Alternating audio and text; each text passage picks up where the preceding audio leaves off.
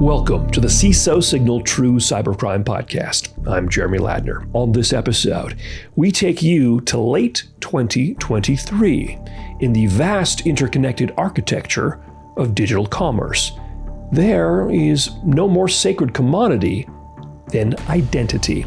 It is the passport, the key, the first line of defense, and for thousands of the world's most powerful enterprises and organizations, that foundation is entrusted to one company, one name we all know, Okta.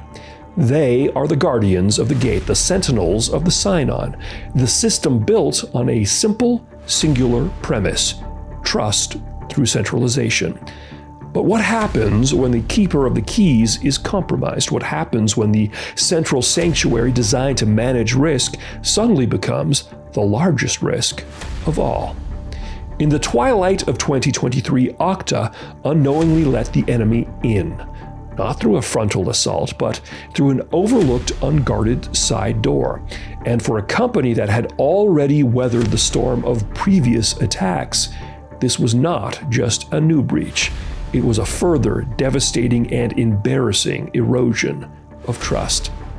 The enemy was not after random raw data or ransom. They were after the keys to the back door of every one of Okta's customers. Joining us to break down the breach is our Ciso co-host, Oren Zanescu, a seasoned security leader with over 15 years of experience defending enterprises across finance, gaming, and high tech. Oren has served as global CISO at Ultra Shaham and now leads security worldwide at Plarium, while also contributing to the Team 8 CISO Village, a global community of cyber executives driving industry innovation. Oren, welcome to the Ciso Signal. It's so great to have you on the show. Sure. Thank you very much. Excellent. Is there anything you want to add to your bio, any background you want to share with the audience before we get started? I think that you pretty much sums it up pretty good. Excellent. It's great to have you with us. And now, let's begin the investigation. We are in the midst of a ceaseless war. Not of bombs or bullets, but of breaches, firewalls, and silent incursions. The targets? Our borders, our banks, our commerce, and the critical infrastructure that underpins a free civilization. The enemy is cloaked in code, fueled by greed, glory, and a desire for chaos. This is the story of the unseen protectors, the nameless generals, the CISOs, Chief Information Security Officers. They are the guardians at the gate, the watchers on the wall, ever vigilant and always listening for the Ciso signal. One of the interesting things about this particular Okta breach, and we know that previous to this, and I think in 2022, this occurred in 2023. In 2022, there were a couple other breaches for Okta, but there's this sort of quiet lying in wait time, this dwell time of a couple weeks.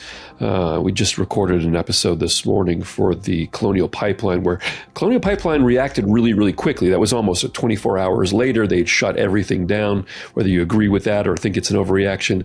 With Okta, this was a couple week delay, kind of blind spot. The attackers in the Okta breach had access for, again, nearly 2 weeks. Would you say in your experience, what are some of the systemic issues that could create a blind spot that lasts that long, even for a security-focused company? So I think that we have to be humble and modest when we come to criticize or examine how a certain company reacted to a certain incident. Definitely a company like Okta, which is a security company, which I'm sure has great security staff in place, great CISO in place, and has a lot of budget to secure stuff. And yet again, it suffered several security incidents. I think that regarding Okta, because it actually one of the core pillar of authentication of many organizations worldwide, definitely organizations that are using SSO policy. It's really hard to understand the extent of a certain attack, and it's even harder to react appropriately and to really thoroughly revoke access and react and contain the damage. So such companies need to be very cautious at what they are saying from liability, but also from accessibility and availability of the customers that they are serving. So if Okta is serving as the identity provider of a company, and this company now cannot use Okta because Okta said, okay, we had a breach, now we need, in order to react to it, we need to shut down everything until we understand the damage and the extent, then the damage actually amplify and become even worse, because now this company not only doesn't know if their data was exfiltrated or not, now they cannot even log into their systems. So you need to be extra cautious with that, and I'm sure that Okta did their best to react appropriately. But incident happens, and it's part of the assumption that we all have to live according to, which is it's not a matter of if, but when, and we need to be ready. Act 1. The human flaw.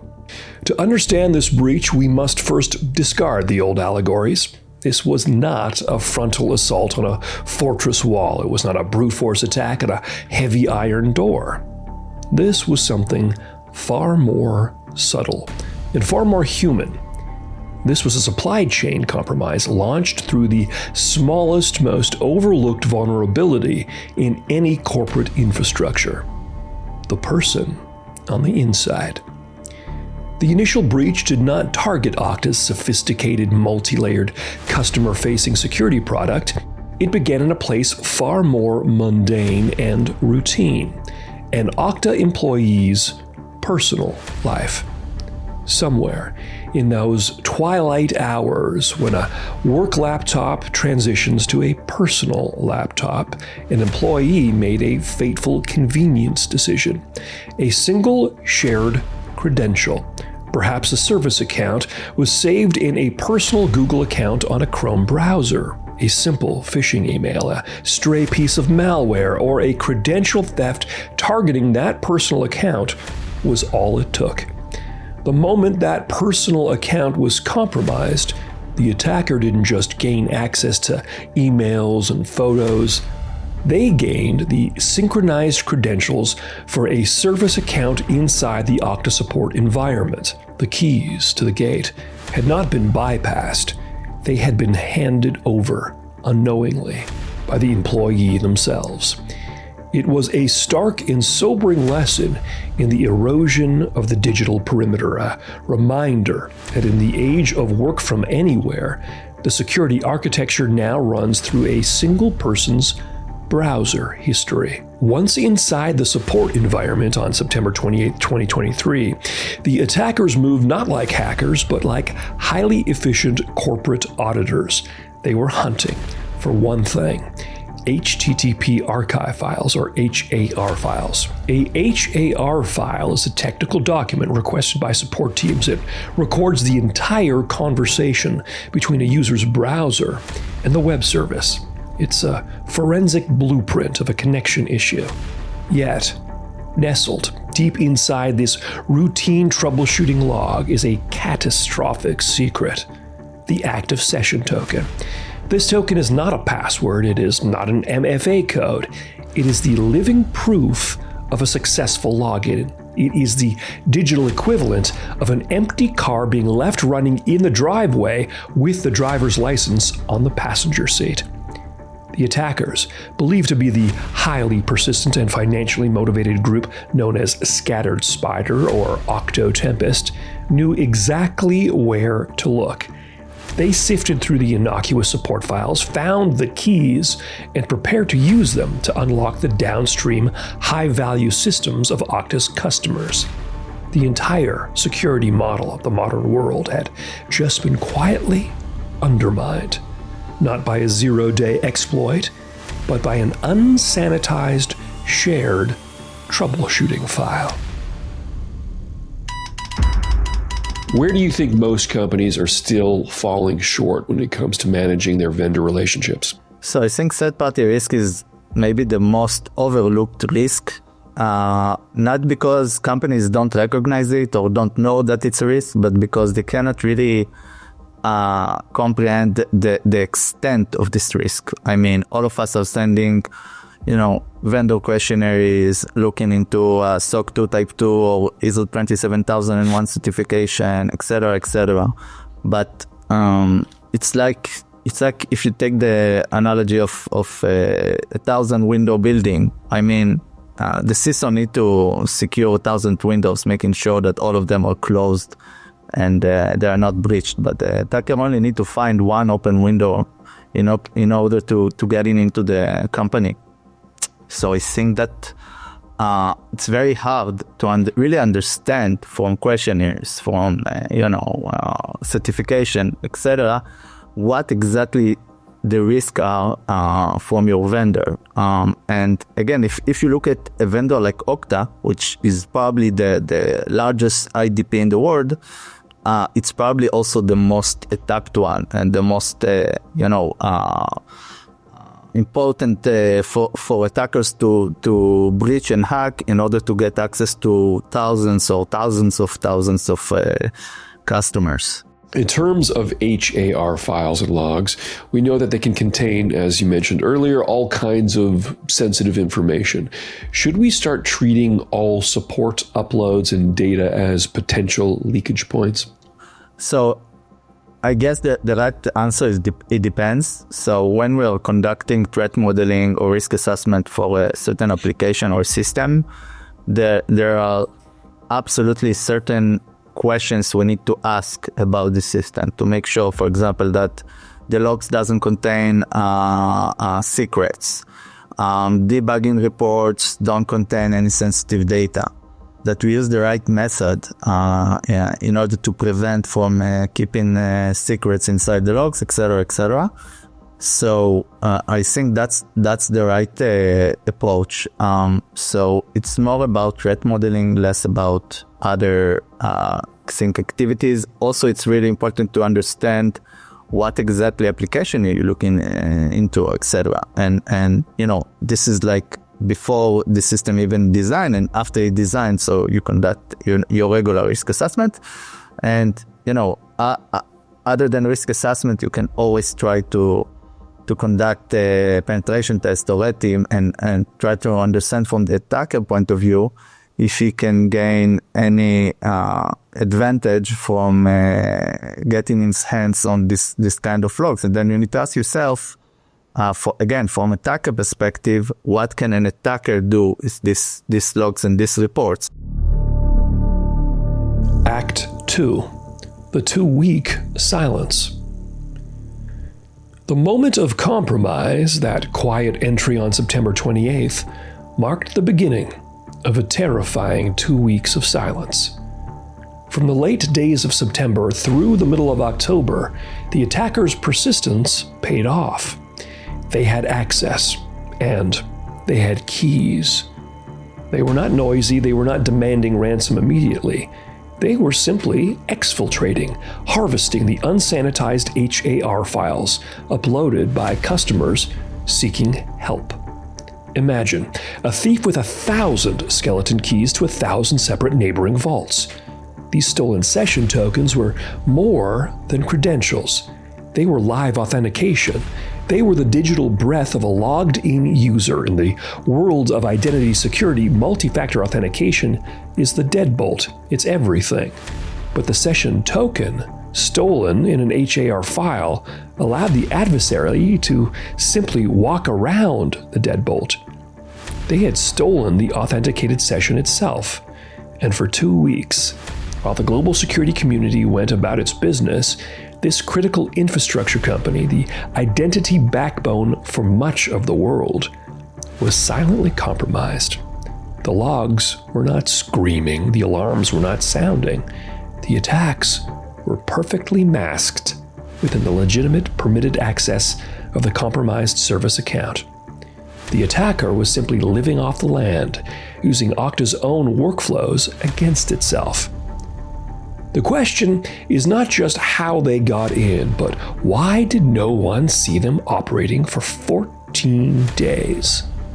This is the great paradox of a highly centralized, trusted system. When a flaw is exposed at the core, the ensuing blind spot becomes vast and total. The security systems were designed to protect the core product. They were not adequately focused on the support infrastructure, that essential, messy human layer where files are shared and trust is assumed. The very act of seeking help from a security vendor became the vector for an attack. The silence was only broken on October 13th. Okta's internal team detected anomalous behavior, a ripple in the digital pond. Far too late, but a ripple nonetheless. An investigation began, but the scope was initially contained, limited, the severity understated. But the attackers had already moved on. They had the tokens, the keys to the digital crowns of Okta's most security-conscious customers were now loose in the world. The long, silent harvest was over, and the time for the attempted break-ins had begun. The most valuable keys had been stolen not in the dark of night, but in the brightly lit, trusted environment of customer support. The first breach was quiet. The next would be loud. The attack was about to leave the support environment and enter the heart of global enterprise. Okay, so this breach was all about HAR files, as we talked about, something many of us might not think of as high risk. What other routine data types do you think we might be overlooking today?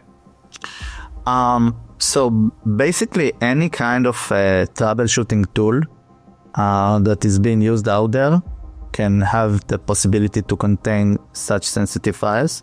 In HAR, it's actually pretty simple. I mean, it's a JSON file, so you can just go into the JSON, look for API, session, other sensitive keywords, and just remove it. For other tools, it really depends. Usually it's a text file. So again, you can go into these tools, make sure that this sensitive keywords are not existing. If they are, just remove it, sanitize it before you upload it anywhere. And if you already uploaded it, then I would also expect from the other side who received it to not just secure it, but also to make sure that he doesn't keep this sensitive data inside of the file. So maybe implement automation tools to detect and remove such kind of keywords. If you're actually serving customers and you keep customers' data and customers' files, I would also expect you to not storing customer PII or customer secrets. And if you did store it already and you have to store it, make it a format. I mean, don't keep it for life. Keep it for like 5-6 days, and remove it, delete it. And once you kill a certain asset, it cannot expose you in the future. But once you keep it alive, then it can expose you in the future. It's not a matter of if, but when it will be exposed. So, in terms of best practices for session token lifespan, how aggressively should we be forcing re-authentication in high-risk environments? How often, how short should the lifespan be? So again, it really depends on the organization and the risk appetite. I was working in an organization, not as the Ciso, but as a consultant, that actually had like a very long lifespan of token because user experience was more important than the risk of someone steal this session token and now we use them. And that's fine. I mean, as a CISO, I'm working as a risk manager. I'm not working as the bodyguard of the company. And if the company chooses to accept this kind of a risk, then it's their choice. It's okay. But once this decision was made, it's really important to have proper mitigation and proper risk assessment in place in order to react to that. Other than that, I think we should always use the zero trust approach in that cases, make it as minimal as possible. And again, as mentioned before, if you have certain risky sessions or even risky application or very critical application, re-authenticate. It won't be convenient for the user at first, but I think that users will get used to that when they were trying to open, for example, their password manager, like 1Password, for example, they'll have to re-authenticate, even though 5 minutes earlier they authenticated and passed the MFA challenge. So I think that it's totally up for the Ciso to guide the company in that cases. But again, it's a matter of user experience, and so you also need to take that into your consideration. Act 3. The customer's signal. The true story of the Okta 2023 breach is not about how the system failed, but about which customers' security teams were mature enough to catch the failure. The pressure to act came not from the compromised vendor, but from the affected clients. On October 2nd, barely 3 days after the initial compromise, the identity security firm Beyond Trust detected a successful attack attempt on an internal Okta administrator account. The threat actors were using a stolen session cookie from the support system to perform an API action in an attempt to create a backdoor account. Beyond Trust's security team was vigilant. They neutralized the account, and critically, they shared their forensic findings with Okta support. They had the evidence, and they knew that the attack came from within Okta's environment. This was the moment that the vendor was shown the smoking gun by the victim. A similar alarm was sounded by 1Password on September 29th. They detected and terminated suspicious activity on their Okta instance almost immediately. They too were on the front lines of defense. It took over 2 weeks, a full 14 days from the initial customer detection for Okta to finally connect the dots, identifying the compromised service account, and go public on October 19th. The damage control had begun, but the collateral damage was already spreading. Cloudflare soon confirmed their own incident. An attacker, leveraging a compromised authentication token from the support breach, had attempted to pivot into their internal systems. The defense worked. The attacker was repelled, but the fundamental trust was broken. The very tool Cloudflare used to protect its systems had been weaponized against them by the vendor responsible for that tool. This chain of events exposed the true calculus of third-party risk in the modern era. The vulnerability of a critical vendor is not just their problem, it is a shared liability. In the final sobering revelation of December 2023, Okta confirmed that 134 customer organizations were directly affected by the session token theft. But the scope was wider still. The attackers had also downloaded a report containing the names and email addresses of all Okta customers who had interacted with support, a master list for social engineering and phishing attacks. The breach was not just a technical failure. It was a failure of transparency and timeliness. It compounded prior security incidents, the lapsus compromise, and the source code theft to create an identity crisis not just for the technology, but for the industry's reliance on it. Security is built on defense in depth. But what happens when the deepest layer of the defense, the single sign-on provider, is compromised through its softest, most human-centric perimeter? The great identity crisis of the digital age is now in full swing. The assumption of an impenetrable perimeter has dissolved. The keys that were meant to be guarded by one were instead used by the attacker to knock on the doors of many. The question for every Ciso is no longer if this vulnerability exists, but where else is it hiding in their own vendor ecosystem? What are the new threats that are keeping you up at night, that are causing you to have the hair on the back of your neck stand, the cold sweats, the worry, the anxiety? What is it that you see coming that is the thing that we should all be worried about? So I think that the AI era has just begun, and it's going to make a revolution in the near future. I think that in a year or two, things will definitely look different than how it looks today. From a defensive and offensive point of view. So from offensive point of view, I think the attacker will be much more sophisticated, much more, capable of doing a lot of stuff by these AI tools. So automating the operation, not even need to have a human in the loop. When attacking an organization, everything will be automatic, everything will be done by machines. And from the protection side, from the defensive point of view, I think that we should definitely leverage the power of AI, again, to detect and analyze threats. It can multiply our analyst force, for example, so solve us a lot of different problems like alert fatigue, etc. Because now you have a virtual analyst with almost unlimited compute power that can detect a lot of stuff in like all the false positive alerts. You can actually find with this one alert that make a difference and help you focus on what matters and not just on, simple or stuff that are actually false positive. So this undetected activity, this slow way of doing stuff in your network, in your internal systems, without you being known about, I think this is something that keeps me up at night, and this is where all of us should make sure that we are safe enough. And if you look at it also from an IR point of view, then you need to always think about what happened left of the boom and right of the boom. So the boom is the security incident. Left of the boom is everything you're doing in order to prevent it.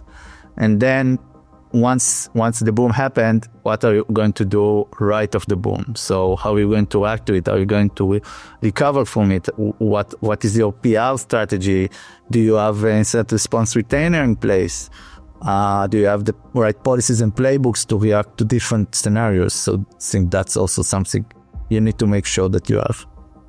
Excellent, Oren. Thank you so much for joining us today. I had a great conversation, learned a ton, and look forward to having you back again. Sure. Thank you very much. It was fun, and I'm really looking forward to listen to your new episode. Thank you very much. And now, our final chapter.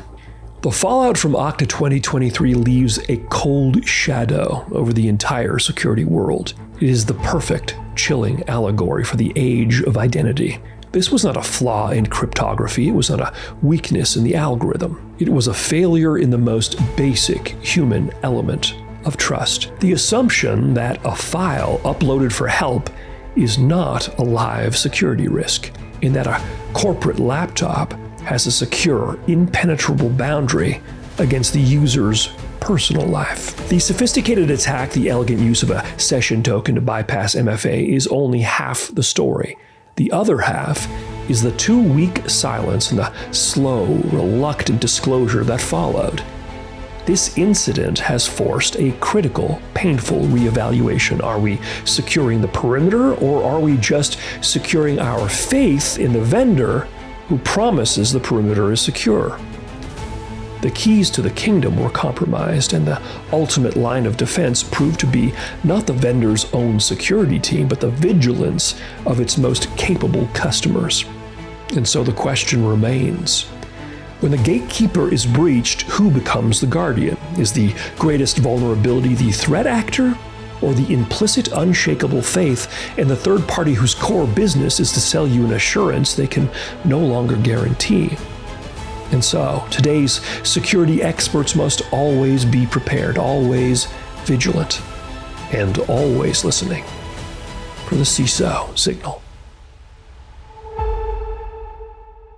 All episodes are based on publicly available reports, postmortems, and expert analysis.